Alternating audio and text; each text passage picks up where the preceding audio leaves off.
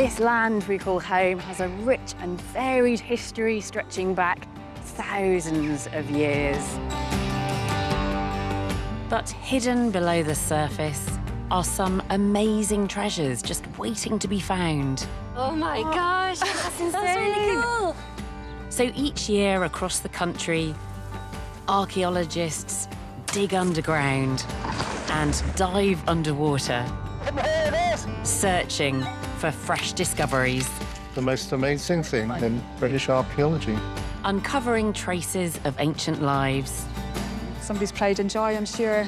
And finding fascinating objects. Such exquisite detail. This year, I'll be meeting the archaeologists and looking at some of their most incredible finds. I mean, that is stunning. While Dr. Tori Herridge is travelling the length of the country to some spectacular locations.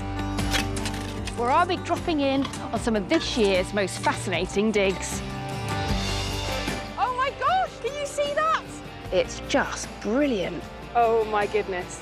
Every dig provides a new piece in the puzzle of Britain's forgotten past. This is the epic and unfolding story of our islands. Welcome to Digging for Britain.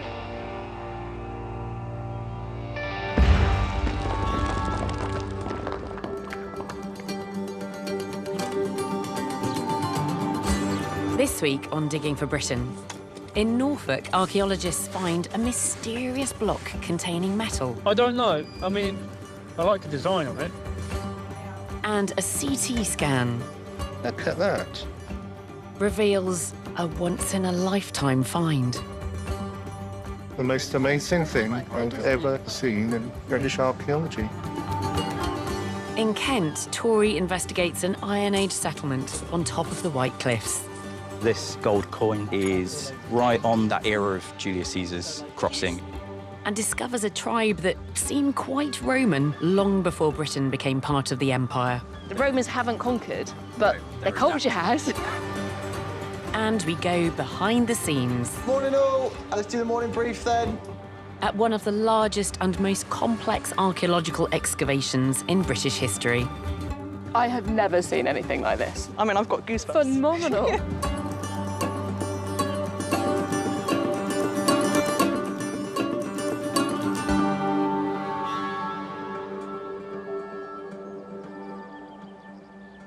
Every so often something turns up which is just utterly extraordinary. Something the archaeologists will describe as a once-in-a-lifetime find. And that is the case with this next discovery, which is not only unique in Britain, it's unique in Europe. And I just feel so lucky to be getting such an early glimpse of it and then to be sharing that with you.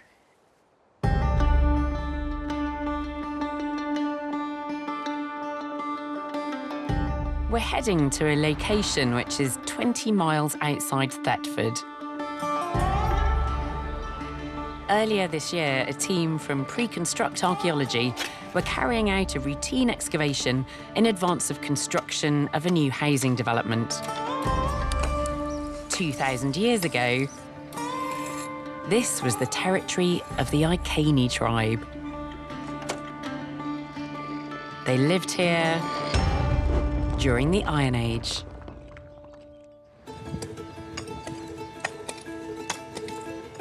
As the dig got underway, there didn't seem to be anything of real significance. But dig leader Peter Crawley had a sneaking suspicion that there was something here. It felt like one of these sort of special sites that you do get every so often. I don't know, there was sort of gut feeling, something special about this one in particular. I just had a good feeling about it. And it wasn't long before archaeologist Richard Thorpe found something out of the ordinary with his metal detector. So, you know, I'm sort of detecting along, and I detect this very large signal. Well, I was instantly excited because I knew we had something special. They dig down in the spot where Richard found his strong signal and film the exciting moment of discovery. This looks like the base of the bowl, that looks like a bowl. At first, the team believes they have perhaps a pile of metal bowls. buried together as a hoard. And the top bit? I don't know. I mean, I like the design of it. But one of the finds is covered with intriguing decoration. Oh, wow.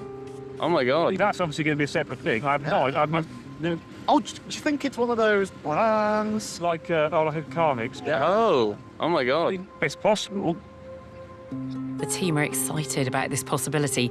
If they're right, this could be an incredibly rare Iron Age object, a carnix. This is a type of decorated trumpet. Iron Age tribes from Italy to Scotland use them to intimidate enemies and rally warriors on the battlefield. Only one carnix has ever been found in Britain, and in fact, even then, it was only part of one. That's about the right size for one. Sorry. All right. Yeah, I was thinking. Here is heading to the nearest mouth. Nice. I mean, if you found a carnix, then you I've won. yeah, I just quit. I done quit archaeology. It's done. Yeah. With such a potentially important find, the team makes the decision to block lift the entire hoard at the same time. You get a bit of that, we just lay it across there. They dig around the hoard and cover it in plastic wrap to keep it secure. Yeah, it doesn't have to be all the way down. It is certainly the best thing I've ever found as an archaeologist, and probably will be the best thing I will find as an archaeologist as well. You know, it's a dream come true, really. They send the block to be X-rayed to see what's hidden inside. But there are so many objects packed closely together, it's hard to make sense of the image. At this point, Project Officer Gary Trimble is beginning to wonder if the hoard could contain something even rarer than a carnix. The results weren't conclusive, but they give some tantalising sort of evidence that we may actually have, rather than a carnix, it may be a boar standard. Standards like this, topped with the figurine of a boar, were carried into battle by Celtic tribes.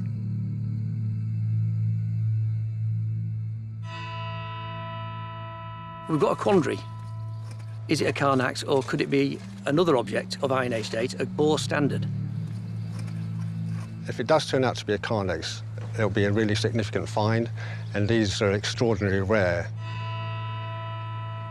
Now, if it turns out to be a boar standard, that's even rarer.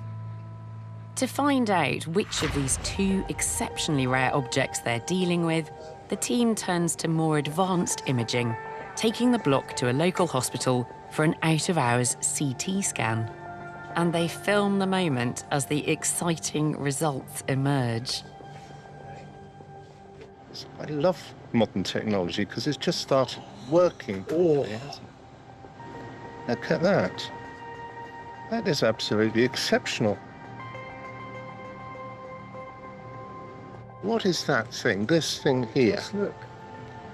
We're going to have to dig it up and find out, aren't we? Wow. Yeah. That's really astounding, isn't it? It's got cut-out decoration on it. That detail is extraordinary. It's absolutely beyond belief, this. Yeah. This isn't even once in a lifetime archaeology, is it? This is rarer than that. Yes. It's rarer. This is several people's lifetime. Is the most amazing thing I've ever seen in British archaeology.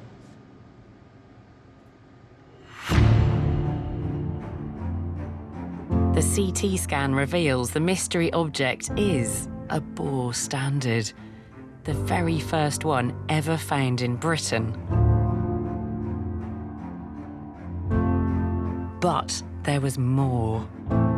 Hidden deeper inside the hoard, there is also a carnix. And it's the most complete carnix ever found in the whole of Europe. Two of the rarest objects from the Iron Age found together. Conservator Jonathan Clark is excavating the block under controlled conditions in the lab.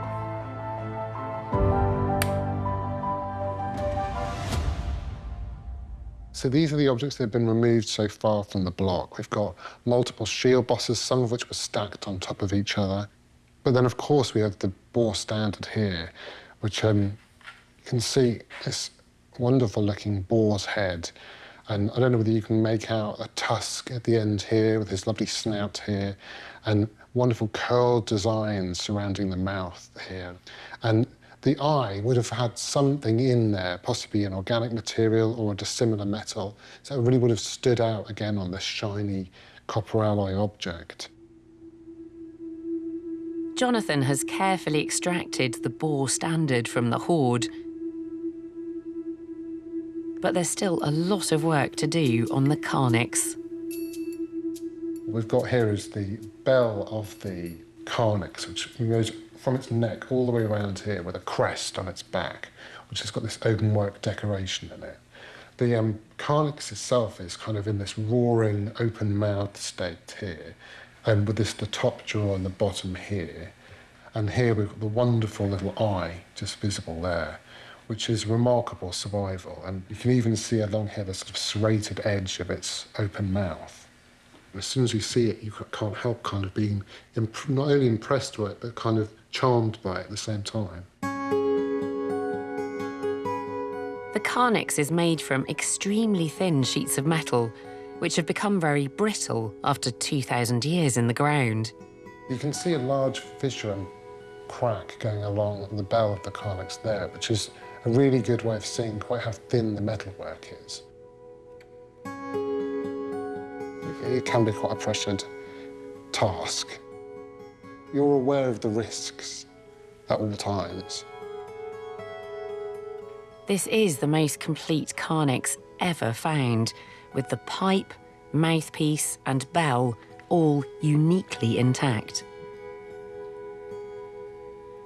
You can see the face is really emerging here.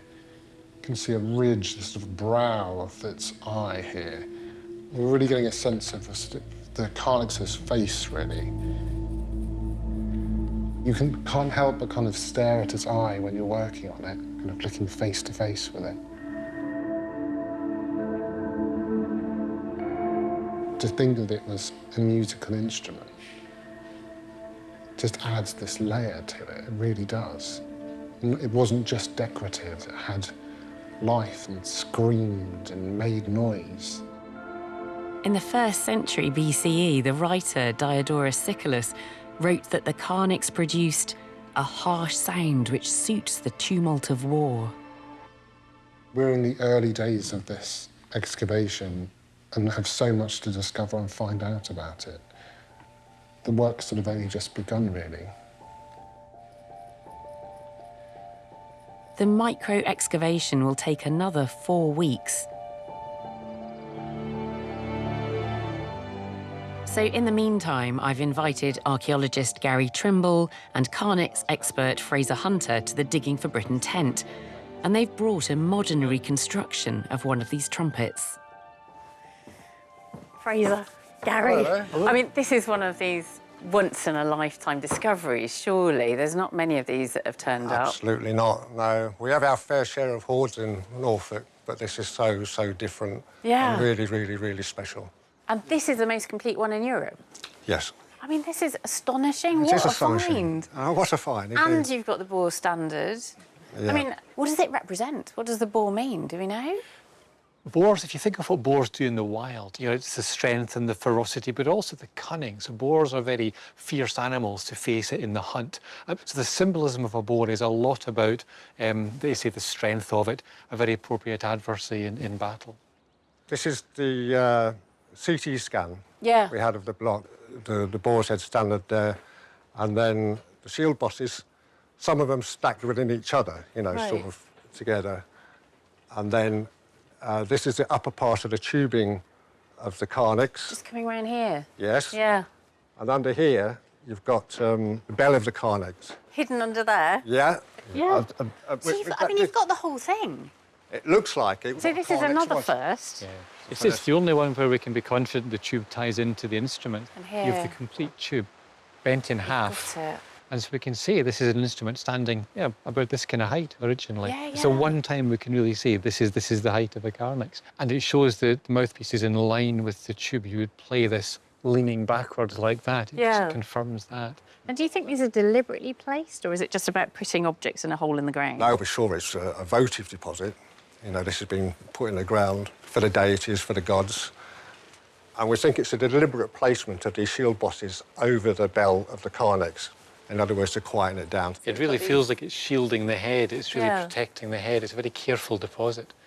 It's just fantastic, isn't it, to be able to use these technologies, which, you know, originally medical technologies for looking inside people's bodies, but you can look inside blocks of earth and actually see what objects you've got there. And when do you think this dates to? 50 BC, AD 50, it's in that bracket somewhere. Yeah, it's such a crucial time, isn't it? Because you've got Julius Caesar coming over, having a look at Britain. That's right. Yeah, it's a time of change and a time of turmoil and so much going on, especially in the south and east of England with all this impact to the Roman world.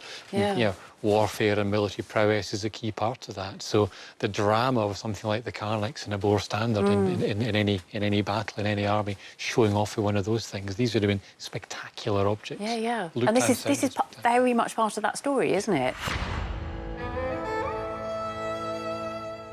Both the Carnix and Boer standard will soon be fully excavated and cleaned.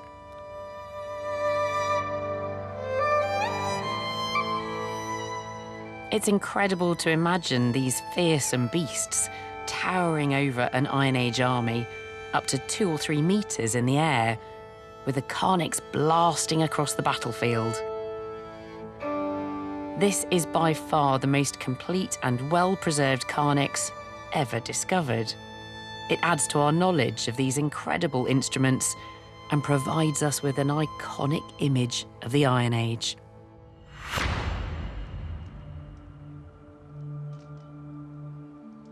As for what these trumpets sounded like, it's time to find out, as musician and PhD student Letty Stott is about to transport us back into the Iron Age.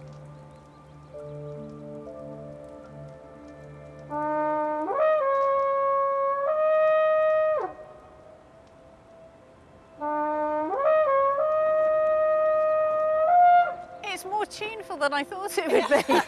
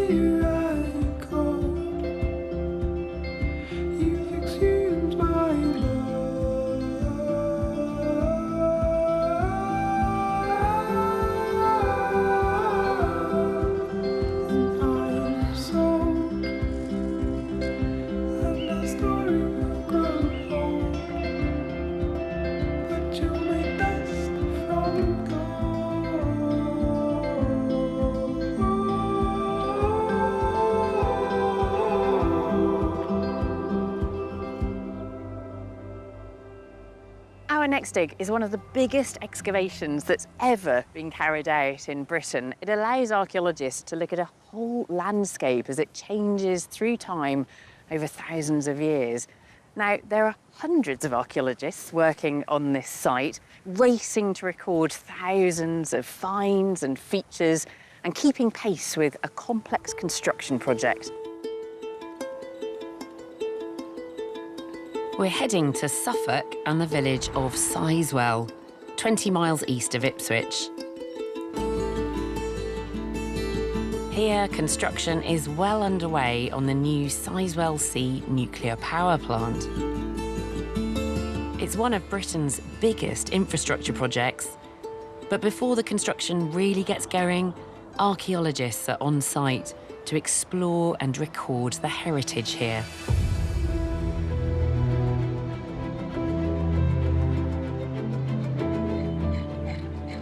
More than 200 archaeologists from Oxford Cotswold Archaeology are busy uncovering traces of human activity stretching back thousands of years.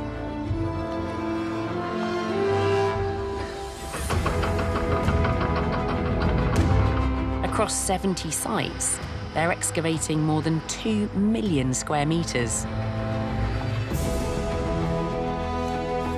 making this one of the largest and most complex archaeological projects ever undertaken in Britain. And working at this scale offers archaeologists an unprecedented insight into Suffolk's long history. For archaeologist Rosanna Price, it's a job that's close to home. I was born and raised in Suffolk. This is where I'm from, and it's quite beautiful to be back, actually. We're joining Rosanna for an exclusive behind-the-scenes tour. Right, guys, morning all. Let's do the morning brief then. Every day starts the same way in the Nerve Centre. Make sure they are suited for the job and in Just good in the condition. morning briefing. We have to do one of these every day on every site. Please ensure you're always wearing the correct and intact PPE whilst on site. The team depends on meticulous coordination and communication. Housekeeping, walkways need to be kept clear, especially in doorways. Cleaning supplies are provided for everyone to use. We've got a lot If of price trainees. longer, the rounds number is Come on changed. all the time. They need updating, reminding, Marvellous. That's cracking. Cheers, guys. Everyone's ready to go, start another day. And just like that, more than 200 archaeologists file out and disperse across the huge site. So everyone's now just going to go out, get in their trucks, head over to their sites, get digging. In her role as archaeological engagement manager, Rosanna checks in regularly with each of the digging teams.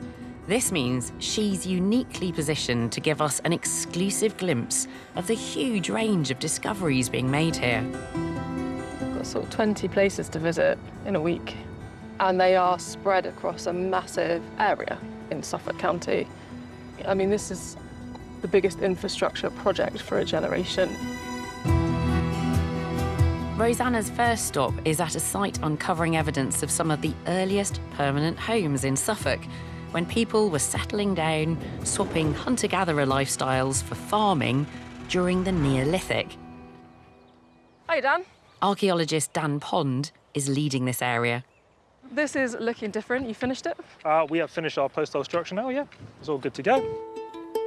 These holes would have held upright posts supporting the walls of what was once a Neolithic building. This is our second structure. It's made up of about 20 or so post holes. Wow. You don't get many of these buildings surviving. That's fantastic. I know, yeah, incredibly rare. Early Neolithic buildings tend to be long and rectangular halls. A circular building of this size at this time is very unusual, so there aren't any reconstructions of what it might have looked like. But we do know the occupants were still relying on stone tools. This is absolutely stunning. That's wonderful. It's an early Neolithic polished stone axe head. But this edge is just exquisite, isn't it? It's perfect. Quite a high status, presumably, object because it's so beautifully crafted. So this is something pretty fancy. Have you found anything more domestic? We found a lot more pottery. I've got a couple of sherds here. So this is early Neolithic pottery. This is 4,000 to 3,500 BC. Really, really elaborate design. So this piece here is 6,000, 5,500 years old. Yep, it's survived all this time. That is phenomenal. This is the earliest pottery, our earliest finds we've had on the project. I mean, people were living, creating these things 6,000 years ago. Absolutely stunning. The Sizewell project is vast, and the team are uncovering evidence from many different periods. Very satisfying to watch the site develop over time, isn't it? Oh, definitely. You get quite emotionally attached to it. Like most sites like I've been on, they've just been one specific time period, like either Roman or medieval. But with this, it's a complete landscape, and that landscape is really the history of people in East Anglia. The archaeologists are spread out over such a wide area, they keep in touch using their phones. And while this team are busy investigating traces of the Neolithic, Rosanna receives an exciting update from her colleague, Will Stibley. Oh, that is fantastic. They've got a collared urn, and I imagine there's got to be presumably a cremation in there. Will looks very happy with himself. I think we better go and have a look in person. It can take more than 20 minutes to drive between the sites. Yeah, one of those times when having to go at 5 to 10 miles an hour is really tantalising, because you've got this thing you want to go and see it. What can you do, I guess? You've got to stick to the speed limit. In the Neolithic, some people were buried together in large communal graves, like this chambered tomb in Orkney. But as time wore on, we start to see graves of individual people in the Bronze Age. Yeah, this is fantastic. So Will only started here yesterday, and he's immediately discovered this. He started on this site, and that's such a classic manoeuvre to turn up and get something. And wow, look at this. Oh, you've done a beautiful job as well. I mean, it is just stunning, isn't it? And it so clearly is early Bronze Age from this massive collar here. I mean, it's so exciting just to be the first person to see something like this in, what, 3,500 years? Yeah. That's the reason I got into archaeology, to do things like this. It looks like there might be some impressed twine decoration around the rim that's already peeking through. So yeah, it's going to be really exciting once we've dug a little bit more out to see if there's any more decoration and if it's mirrored on the accessory vessel as well. This cremation is 2 miles away from the Neolithic building found at the first site, and it's much later in time. But so far, it's the earliest evidence of human activity that they're finding in this part of the landscape. It's quite interesting that here we have almost no evidence of early Neolithic activity. We have very little evidence right up until about 2,500 BC, when we start getting much more early Bronze Age activity. It seems to be a real gap in the landscape here. This is an area that they just don't seem to be using or visiting during the early Neolithic. It's not until the early Bronze Age that we see any significant activity here. So there does seem to be significant variation over time in the parts of the landscape that people are exploiting. This is just an amazing addition to the story of Sizewell, the story of Suffolk people through time. Seeing all these little patches of excavation coming up in the landscape, like, this is amazing. This is actually my history coming to life in front of me. We'll rejoin Rosanna later in the programme when even more of Suffolk's rich history is revealed. This is amazing. Sounds like it might be something pretty good.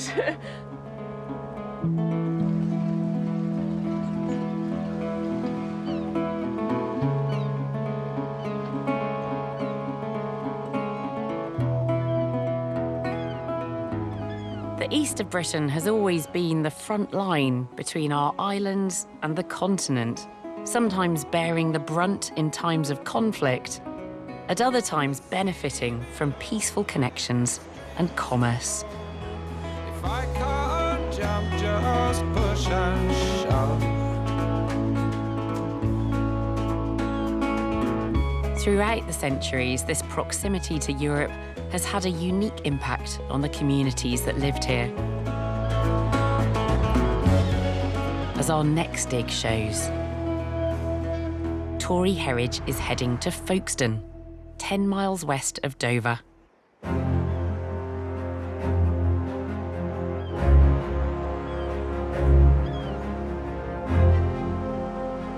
The white cliffs that run along the southeast coast are one of Britain's most recognisable landscapes. They are the first thing anyone sees when travelling across the Channel from France. Even Roman generals.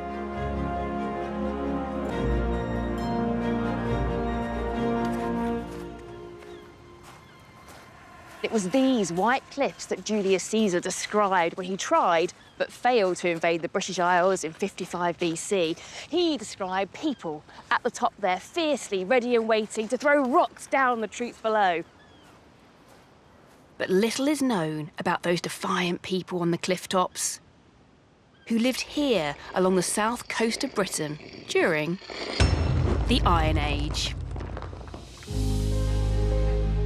A team from Canterbury Archaeological Trust is in their third year of excavations at the site.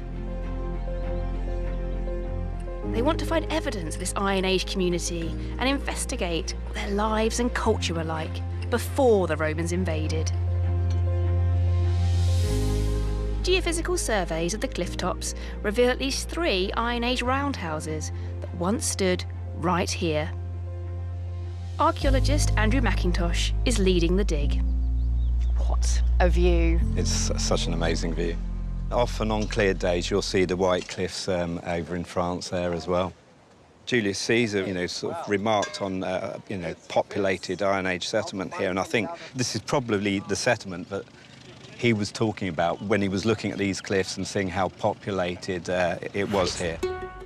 Since they started excavating the site, the team have unearthed hundreds of quernstones, heavy circular stones used to grind grain into flour. But here, these quernstones were used to line drains, gutters and post holes. Even I would recognise that as a quernstone.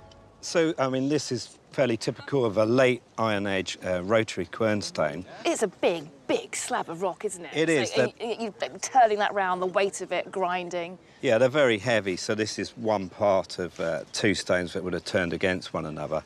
We suspect this might be the top half of one of the quernstones. So this one has had quite a lot of work on it, hollowing out this top. You can see chisel marks where they've started to work it. It's been discarded at some point. Something's gone wrong at the last minute in manufacture. It may be that on the underside here, that it's split at some point when they've tried to shape it, and then it's no longer functional for its purpose. So this wasn't being used here as part of the daily milling activity of a settlement. You're saying it's being made here? Yeah, because there's so many we find here. The querns were shaped from local sandstone, which arose naturally out of the cliffs and onto the beach right below the site. They've got quernstones coming out their ears, like broken ones. Yeah. Which is kind of really impressive. But I mean, this raw material, if it's available, everything has got here somehow. It's come up off the beach, so you're going to utilise this raw material. Well, exactly, waste not, want not, right? Yeah. So yeah, you've got it, you might as well use it. Indeed. And that's more than any one settlement would need for themselves. Yeah. So the people here are making quernstones to be traded elsewhere. Yeah, they're being traded inland, possibly overseas. The Iron Age people living here had such an excess of quernstones, they must have been trading them. And small finds from the site are helping archaeologist Rich Best piece together a picture of cross-channel connections long before the Romans invaded Britain. So pre-conquest, what have we got from that period? Are these stuff here should tell us something about that time? So this gold coin is a import from northern France and sort of Flanders area and dates to 58 to 54 BC. Oh, right, wow. So it's right on the that era of Julius Caesar's crossing. And there's a lot of stuff going on, like a lot of fighting going on between the Gauls over there and the Romans, right? Yeah, so do you think news of that would have been coming with these coins? Absolutely, yeah. I think it's quite easy to think of Britain in that period as quite isolated, when really, particularly in Kent and here, it's a hop across the channel, which I think is something that people do quite regularly. And then with that, the stories of what's happening. So you've got what is clearly sort of ceramics, pottery stuff, yeah? Yeah, absolutely. So here we've got parts of amphora. So the minute you say that word, I assume it's come from far away. So, absolutely. Yeah, is it Roman? It is. So these are used for importing wine, olive oil, and sort of fish sauce. And we think these were imported around 150 BC. Oh, so before, so pre-Roman conquest Britain. Yeah, we think of sort of olive oil and wine and fish sauce as a characteristically Roman thing, but there is evidently a demand for it pre-conquest. Whether they're using that as a way to express, how close they are to Rome and, their connection. Rome is encroaching, basically. Yeah. And what else have we got in here? This is quite different over here, this darker stuff. Yeah, so this is locally made, but it's imitating Roman styles. So they go for, rather than bowls and jars, it's sort of flatter dishes and things like that. So this is someone over here basically trying to make some fancy Roman plates. Yeah, and what's so significant about this, particularly for this site, is that here they are starting to sort of imitate the Roman wares quite a while before anywhere else in Kent. So here that is occurring sort of 25, 30 AD, whereas elsewhere in Kent you only see it post-conquest, so maybe up to sort of 60 AD. That's so interesting. Here they're kind of ahead of the game. Right, that's interesting, because like the Romans haven't conquered. No, but they're their culture adapting has, and, in some and ways. adopting Yes. a lot of what the Romans would bring. Ahead of the army comes the ideas. Yeah, absolutely.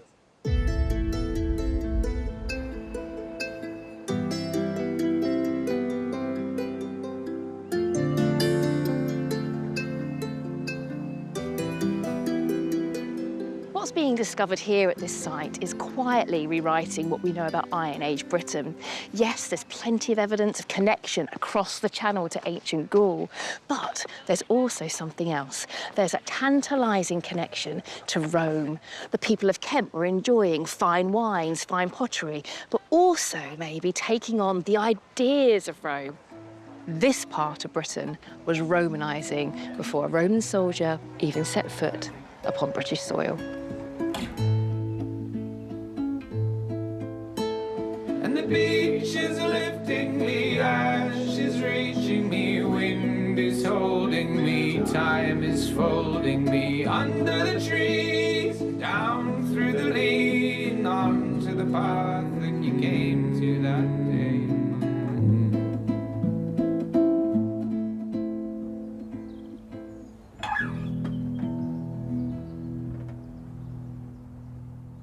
Archaeology often involves recovering tiny fragments, then painstakingly piecing them together until something wonderful emerges. Archaeologist Meg Russell has been looking into a particularly delicious puzzle.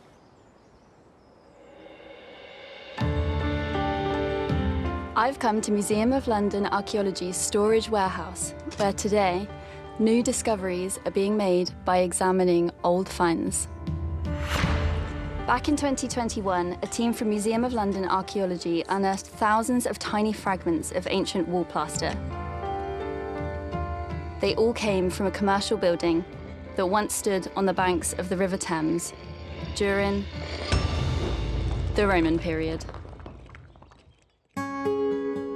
Now, materials specialist Han Lee is painstakingly piecing this puzzle back together to improve our understanding of the colours and patterns used in Romano-British interior design. Hi, Han. Hi, how are you? Wow, this looks absolutely fantastic. What is it that we're actually looking at here? Well, we're looking at a nearly 2,000-year-old Roman painting painted during the early Roman period in London. It's absolutely beautiful. Han has more than 10,000 pieces of wall plaster to arrange. They make up 20 separate decorated walls, each with a different, intricate design. My eyes do not want to leave this beautiful detail. Can you talk me through some of the things that we're looking at here? Absolutely. So you've got a beautiful candelabra here with these two knots, do you see? Yes. And of course, the string is dangling down to little dots of pearl. Those are pearls? They are, yes. Wow. Yeah. And over here, where we thought were grapes initially, it's actually part of a mistletoe, which is quite a popular thing in Roman culture itself. Yeah, that's beautiful. I'm looking at this, but I'm side-eyeing this beautiful, is it a daisy? It is a daisy, and this daisy is actually our star piece. So everyone remembers the daisy during the period of excavation because this was one of the most sort of vibrant pieces found. And I'm just looking at these little dots here. Are they imitation stone? They are. It's imitation marble, pink imitation marble. It gives you that illusion of a much more expensive piece of building material. By painting this plaster wall to look like more expensive and higher status stone, the artist has given us clues as to what stone buildings really looked like, as well as the aspirations of the Romano-British occupant. Now this is some beautiful imitation stonework. This is actually imitating Egyptian red porphyry. It looks almost identical to the actual stone, doesn't it? It really does. Yeah, just see how tiny bits and pieces of the crystals in the stone are done so intricately and so carefully. It must have taken forever. By examining each fragment in minute detail, Han is also discovering tiny inscriptions which reveal even more about the artists themselves. We're now in your office. What have we got in front of us? Well, you see the letters here, look at the font. It's beautifully done, isn't it? Even the T itself has a thin to thick to thin kind of stroke to it. And it says F-E-C-I-T, has made this. And if you imagine, when I was talking about the way that it was scored in, that could only be done when the plaster was still soft. Now, who do you think would do that but the painter? You're not telling me this is a painter's mark? This is a painter's signature mark, or the group signature mark. But how brilliant is that? There's not many of these. In fact, very few examples can we prove that the painter has scored it in when the plaster was soft. That's amazing.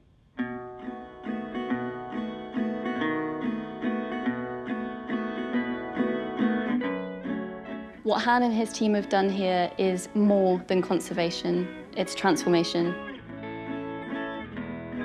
Finishing this puzzle has given us a unique window into the taste, ambition and styles of Romano-British London.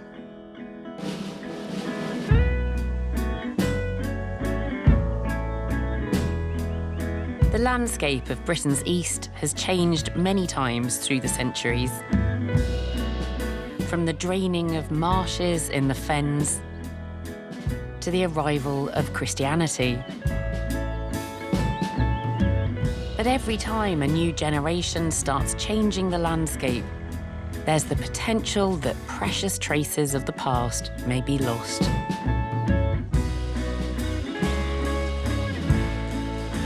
It's the job of archaeologists to record and preserve the past.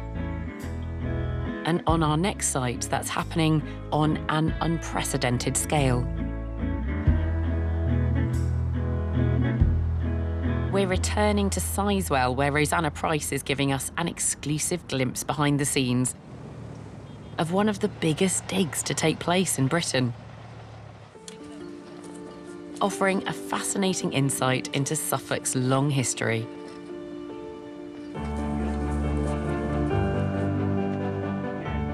I mean, this is a once-in-a-lifetime opportunity, isn't it?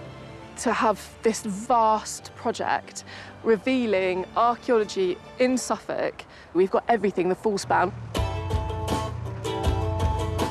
One of the biggest challenges facing the team is working around all the heavy machinery on the site. We're surrounded by bollards and trucks and plant, and I mean, there's a bloke here coming towards us in a massive HGV. There's dumpers and diggers. It is incredible what people can do when they work together on a vast construction like this.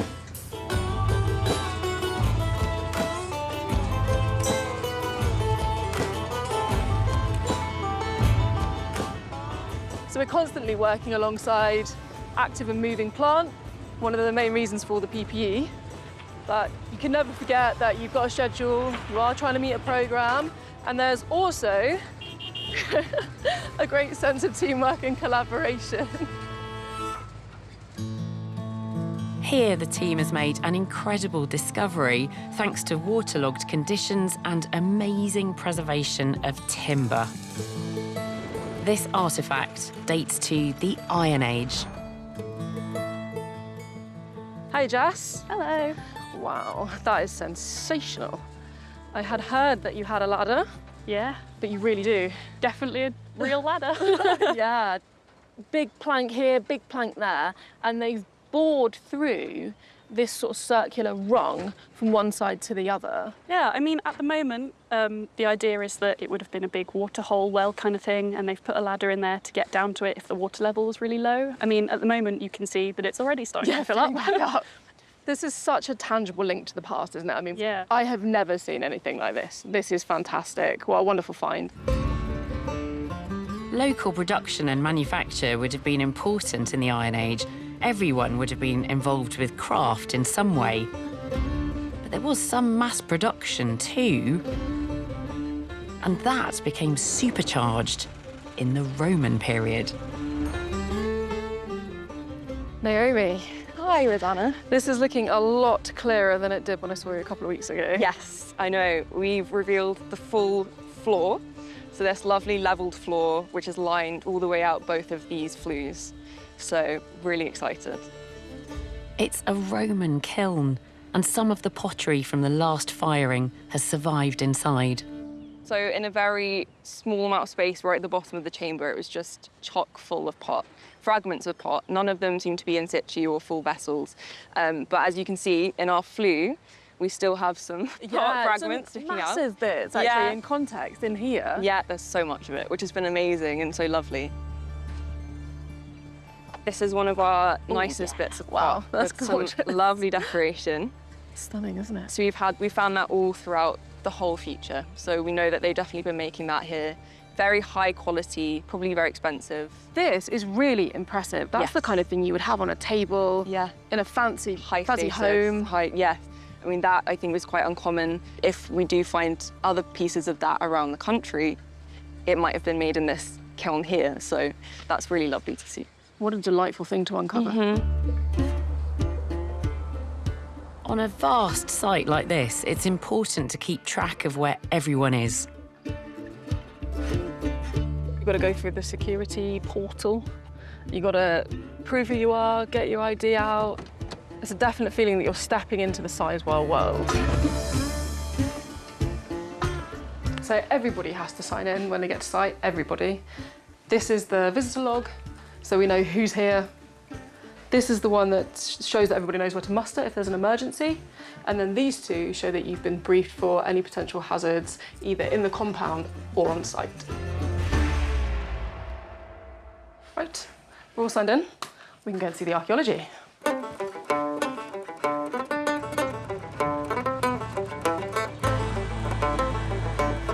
This excavation is so large that the environment varies hugely from place to place. From deep mud to gravel and even sand. And here the archaeologists are excavating a graveyard, which dates to the centuries after the Roman period in Britain, known as the early medieval period. It's like being at the beach, isn't it? The sandy soil here is acidic, dissolving away bone mineral. These haunting shadows are called sand skeletons.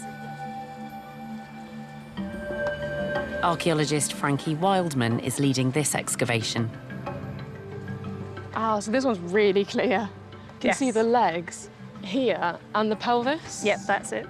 So you've got the pelvis here, so you've got the left side and the right side. You've got the right leg running down here, and you've got the left leg running down here. Ah, it's beautiful. And of course, these beautiful beads, look at those in this sunlight as well. Yeah, they're absolutely gorgeous. So these are Baltic amber beads, which provides us an indication that there was a connection with the North Atlantic, so Scandinavia.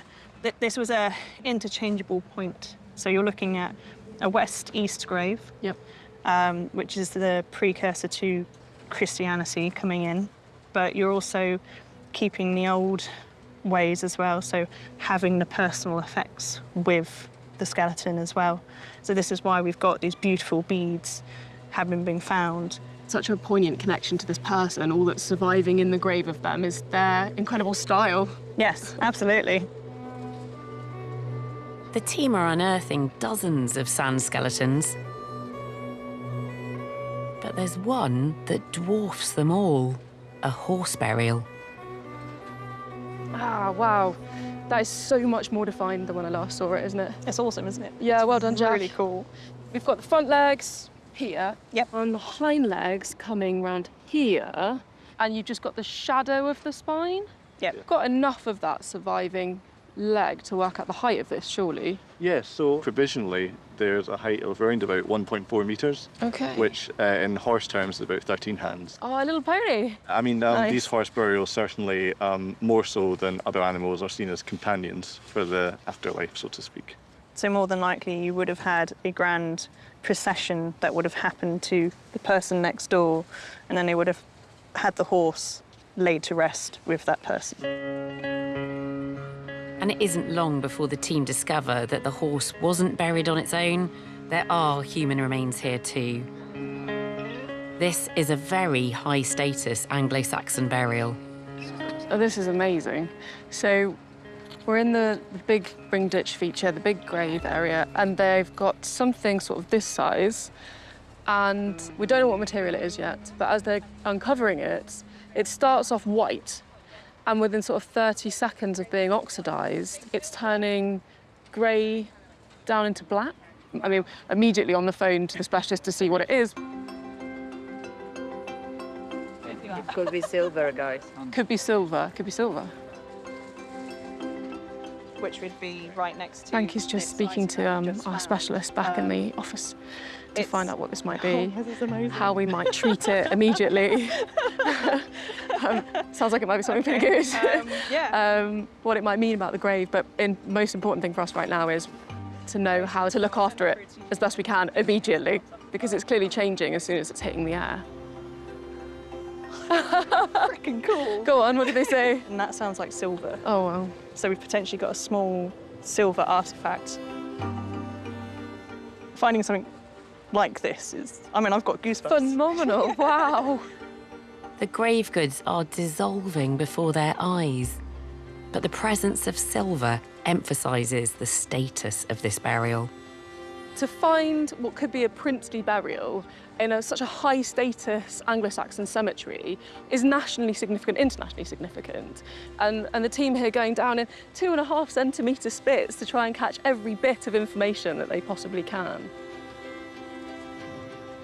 The team has now made hundreds of discoveries spanning some 40,000 years of Suffolk's history, from the Stone Age to the modern day. Rosanna's come to the tent to show me some of the latest finds.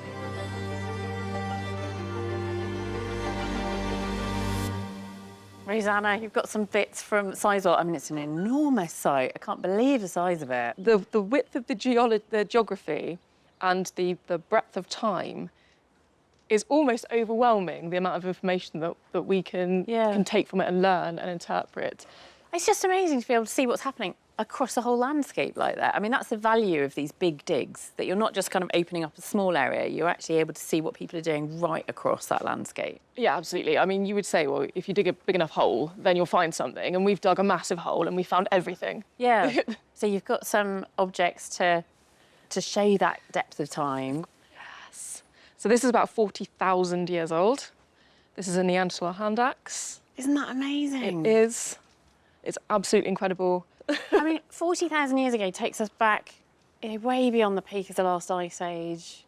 We're into Britain being a completely different landscape. Yeah, absolutely. There are no modern humans here. It's just Neanderthals. When you hold it in your hand even now, you can feel how usable it is, you know, for butchery, for working fibres, maybe even for woodworking. It's still a perfectly usable tool. It's just incredible. Amazing. OK, so 40,000 years ago.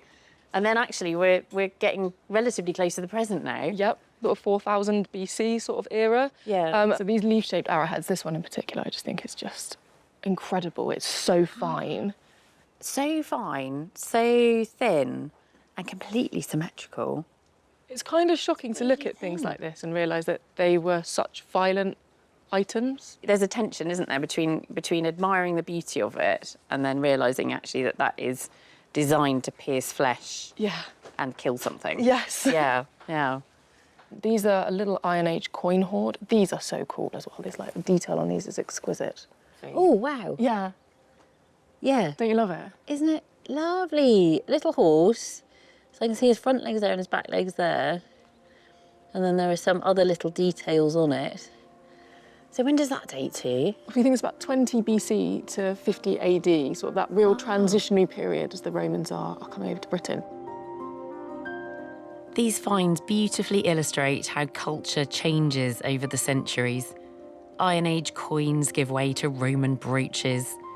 And as the Roman Empire fades from memory, we find Anglo-Saxon weapon burials. And then there are exquisite medieval finds. This is so cool, I have to show you this. So, This looks quite sombre to look at. It looks very dark. Yeah. It's a pilgrim's badge, or it would have been a necklace. And if you now pick that up and hold it up to the light. Oh, wow. OK, so it is glass, isn't it? It's glass, yep. And this is amazing. So we do have the same iconography, exactly the same, but only from Eastern Europe and Russia. Really? And there's, we think, at the moment, only about 1 or 2 of these in Western Europe, including this one. In the whole of Western Europe, not just Britain? So this is, I mean, this is really special then, this find. Yeah, almost unique. I mean, I presume it's not made locally. I presume it's come from elsewhere. We think imported from Venice. We think it's Venetian glass. Yeah, yeah. And presumably, very sadly for them, they've just dropped it. They must have been annoyed, mustn't they? Keeping it as a talisman, yeah. It's a beautiful object. If it was gifted to them, we can have all kinds of imaginative interpretations. That's a really special thing. Yeah. Wow. What's this thing, Rosanna? Oh, this is a lead seal matrix. So it would have been used for impressing into wax, for sealing letters and things like that. Wow. And it's got a fleur-de-lis in the middle. It's got writing around the outside. Yeah, and this is very cool. So it says the seal of Matilda, daughter of Godwin. I can see the Matilda there, I think. Yeah, and in reverse. Yeah. And what's awesome about it is obviously we get a lot of information about men in the record. Yeah. But Matilda was obviously quite an important woman. She's got her own Important seal. enough to have her own seal. Yeah. So presumably she's writing documents and sealing them. She'd be elite, yeah. have Well, if a she can seal write like letters that. and has a seal in the 13th Yeah, century, yeah, she must have been. That's amazing Must have been pretty too. elite. So we're coming closer to the modern days, and then we're right up to 20th century. Yeah. So this is World War II evidence. This is a bottle of beer, still with the beer in. And that's actually the beer still Yeah. in it? Yes. Yeah, I don't think I'd like to try that. 85-year-old brew. I think that can stay in there. Is that a compass? Yeah, this is quite beautiful. That's lovely. Can I pick it up? Yes, Is it- absolutely. It's not too fragile. And it still opens and closes. I think it was a World War I issue. Okay. And that someone has then either reused it or been gifted it yeah. for World War II, because we found it in a World War II context. Yeah. And it does say USA Knight. So it's American? It's American, yeah. Yeah. That's a beautiful object. Lovely. So we've got, wow, what have we done? 40,000 years of history on the table. And all human life is here. Yeah. You know, from some conflict and to just domestic issues, to eating, to how you want to design yourself and how you want to look, self-care, death. It's all there, all uncovered at Sizewell.